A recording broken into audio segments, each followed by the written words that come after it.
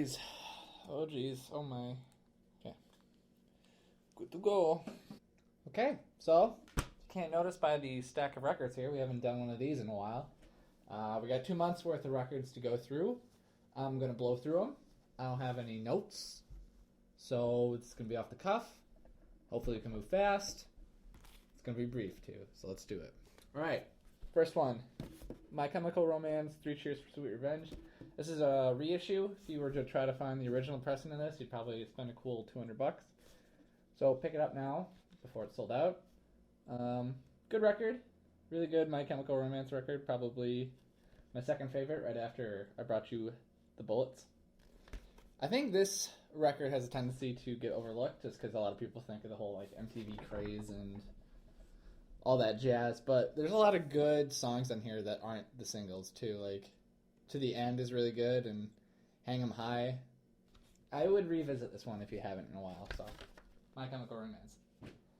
Next one, this was a impulse buy. This is Owen, the Seaside EP. That's actually like a 10-inch, but whatever. So I like Owen a lot. This record I hadn't heard before I bought it. So that was kind of silly. I bought it thinking it was something else, but this is actually really good. There's a cover song in here, actually. There's a Bruce Springsteen cover in here. But yeah, really fun. Owen's kind of that Midwest acoustic emo style. Obviously, singer from American Football, so you have those types of lyrics in it. The musicianship is more akin to like Into It Over It or something of that variety. So yeah, acoustic, folk, indie, emo, like it. Next one is a classic, The Movie Life. This is This Time Next Year. This is like, I don't know if this was like an EP or a full length. I don't think it was a. Yeah, it was a full length. This is a record that got me into The Movie Life. Comes on clear orange vinyl. Punk rock, classic punk rock. Don't start with this one if you're looking to get into The Movie Life. I think I would start with 40 Hour Train. But yeah, good classic, fast, hard-hitting punk music. This is like Dragster Records era, so think that type of punk. Boy, I sure wish I wrote some notes down for any of this stuff. Mansions, Dig Up the Dead. This is the acoustic version of it. This was put out on Bad Timing Records. Really, really good album, Dig Up the Dead, that is. And some of these songs are even better acoustic. Comes on one of two varieties. I got the split pink and blue. But yeah, fantastic album. Some songs I would start with is probably the title track, Dig Up the Dead. Call Me When It's Over. And You Got Cool. So start with those. I would start with the actual rock version first, if you're trying to get into this album, and then move to the acoustic one if you like it. So, that's my opinion. Don't have to take it. Alright, next one. Foxing, The Albatross. Emo. Done? No, just kidding. This is a really good album from, I think this was last year? No, it was No, what? It says it was 2014, but I thought it came out in 2013. Anyways, this album is really, really good. Really good. If I had known about it when I was making an end of the year list, whether that was in 2013 or 14, I probably would have put this on there. Yeah.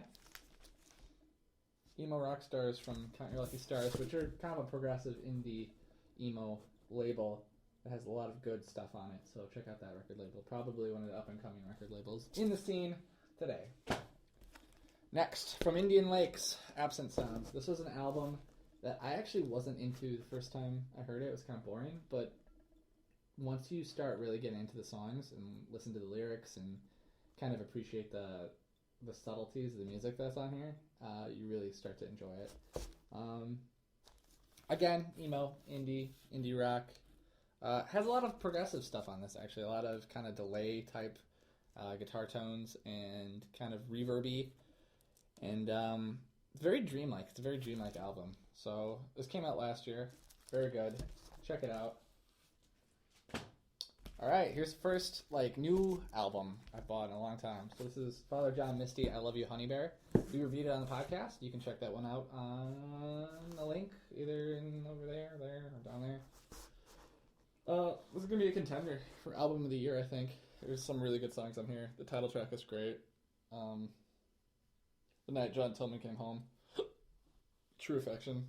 There's really, really good songs on here, so check it out. You will not be disappointed. Like I said, probably going to be in my top 10 from 2015, and it's not even March yet, technically, so there's that.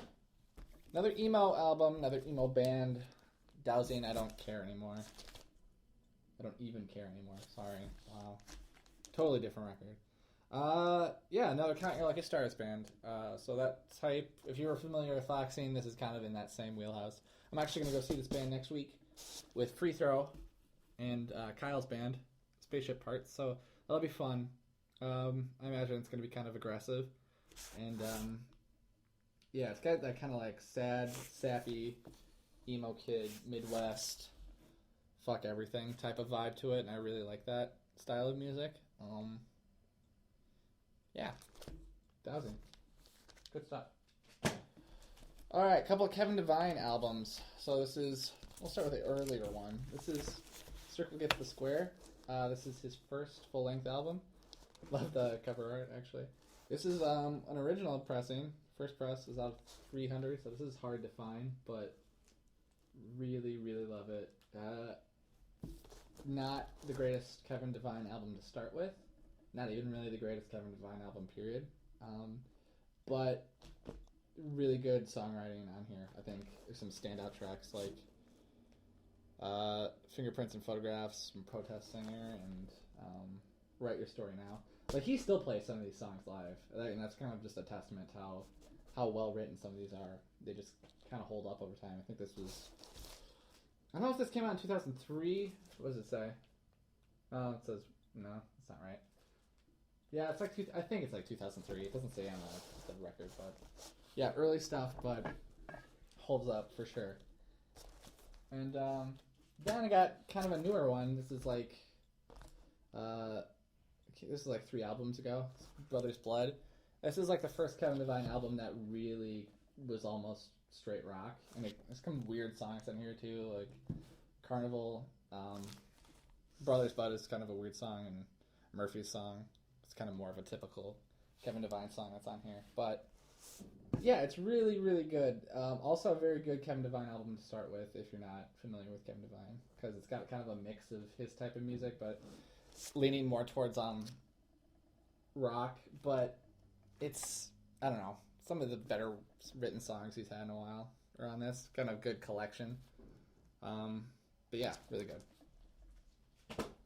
All right, getting close to the end.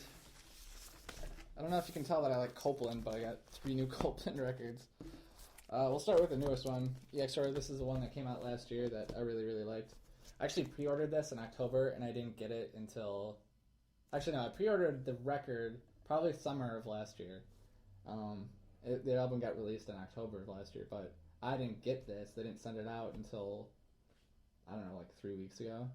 So I waited kind of a long time to get it, and I'm not disappointed because it sounds great. Yeah. My favorite Copeland album, You Are My Sunshine, actually has somebody from Wisconsin, the chick singer that's on here in the last 2 songs. It's from Brookfield, so shouts out to that. But yeah, kind of, I'll just talk about all of these kind of at once. So, Eat, Sleep, Repeat. Copeland, it's kind of that indie piano pop style, very relaxing music, but they also have the capability to kind of write catchy pop melodies too. So they really weave those 2 styles together. So you get kind of a slow, emotional, melodic kind of one side of things, and you also get kind of the more poppy, catchy dance piano music. So it's fun. It's really fun. Probably one of the more talented singers and songwriters in this type of indie rock scene, and also kind of one of the more underappreciated bands, I think. So any one of these would be worth checking out. And finally we got Alkaline Trios, Maybe I'll Catch Fire. Probably my... It's not my least favorite Alkaline Trio album, but it's like the one I'm least familiar with. It comes on Clear Green. It was kind of a steal, so I had to pick it up. It's got Radio on it, though. That's like widely considered one of the best Alkaline Trio songs ever. So, yeah, fuck you, Aurora. There's notable songs on here, but I think as a collective album, not Alkaline Trio's best one, but still really good. You can't go wrong with some classic Alkaline Trio. So that's it. Hopefully that made sense. Again, that was no notes. That was January and February of records for me, and hopefully I tone it down because I'm running out of money to spend on these records. So if you like that, check out our other vinyl videos on our channel and stay tuned. So thanks.